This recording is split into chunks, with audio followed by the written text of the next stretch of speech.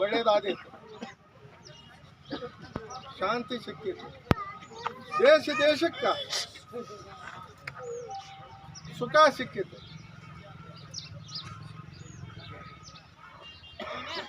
ಅದೇ ಆ ಸಂವತ್ಸರದೊಳಗನ ವಿಶ್ವಾವಸು ನಾಮ ಸಂವತ್ಸರದೊಳಗನ ಮಳೆ ಬೆಳೆ ಮಧ್ಯಮ ಆದಿತ್ತು.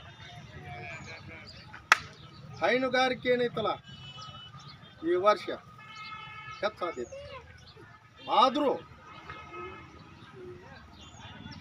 ಪಶುಗಳು ಲಯ ಆದವು. ದನಕರುಗಳು ಆಗ್ಬೋದು, ಕುದುರೆ ಆಗಲಿ, ಯಾವುದೇ ನಾಲ್ಕಾಲಿ ಪ್ರಾಣಿಗಳು ಪಶುಗಳು ಏನದಾವಲ್ಲ ಲಯ ಆದವು.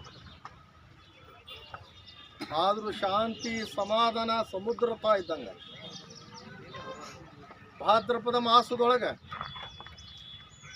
ಜಗತ್ತಿಗೆ ಸುಖ ಇಲ್ಲ, ಲೋಕಕ್ಕೆ ಮಹಾರೆಸ್ಟ್ ಐತಿ, ಮಹಾವಾಯು ಬೀಸೈತಿ.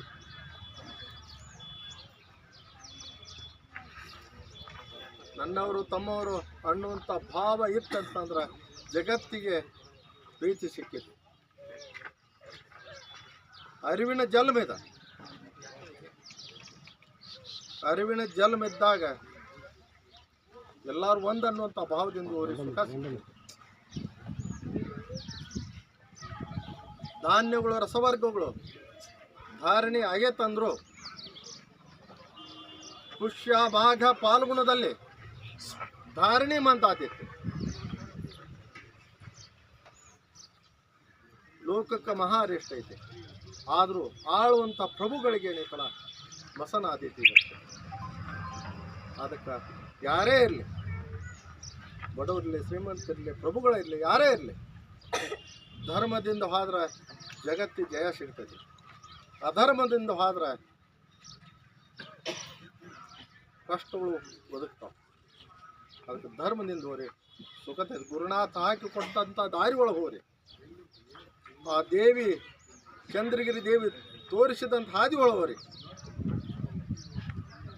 ಜಗತ್ತಿಗೆ ಸುಖ ಸಿಗ್ತದೆ. ಅದಕ್ಕೆ ನಾನು ತೆಗೆದಿಟ್ಟ ನೀ ಅನ್ನುವಂಥ ಭಾವದ ಹೋದ್ರೆ ಅಂದ್ರೆ ಅವ್ರು ಹೆಜ್ಜೆ ದಾರಿ ತೋರಿಸ್ತಾರೆ, ಅವ್ರು ಹಿಂದಿರ್ತಾರೆ. ಅದಕ್ಕೆ ದಾನ ಧರ್ಮ ಪರೋಪಕಾರ ಮೊದಲು ಮನುಷ್ಯ